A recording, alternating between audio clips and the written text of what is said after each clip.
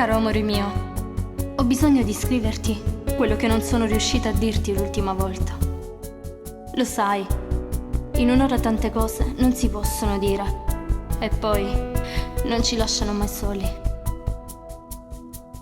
Quanto tempo sta passando e tu mi manchi sempre di più. Questa casa è immensa, questo letto è troppo grande ed io ogni sera prego perché tu possa ritornare qui, accanto a me. E mi addormento pensandoti, sognando di noi. Amore mio, quanto tempo sta passando senza te? Solo pensando di trovare forze compatte, a settimana ti cercano.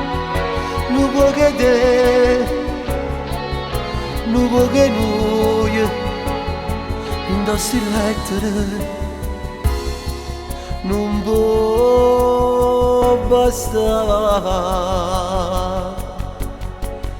Io muoio senza te,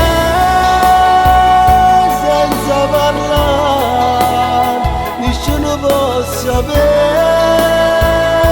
che male fa, che non apprezzo mai la libertà, non può capire.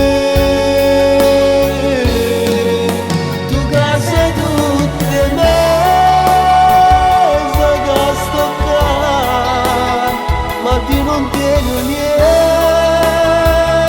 a perdonare e saccio che io non ci tornare ad abbracciare.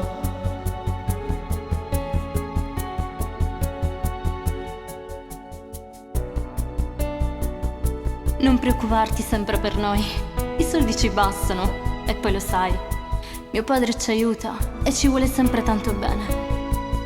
Nostro figlio sta crescendo ogni giorno di più, è grande, è forte e qualche volta, vedendolo giocare con gli altri bambini, mi accorgo di quanto somiglia a te. Adesso va anche a scuola e fa tante domande, chiede sempre dov'è papà. E voto che facessi per tornare vicino a te, quando ricordi che sta amore la stringi tutta il notte dentro i sogni. Non può che te, non può che noi, indossi lettere, non può bastare. Io muoio senza te, senza parlare, nessuno può sapere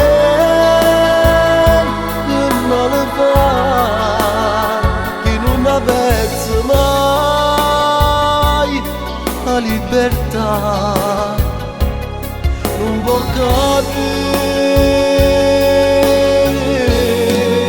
Tu grazie tutte me, sai che sto chiaro, ma di non tengo niente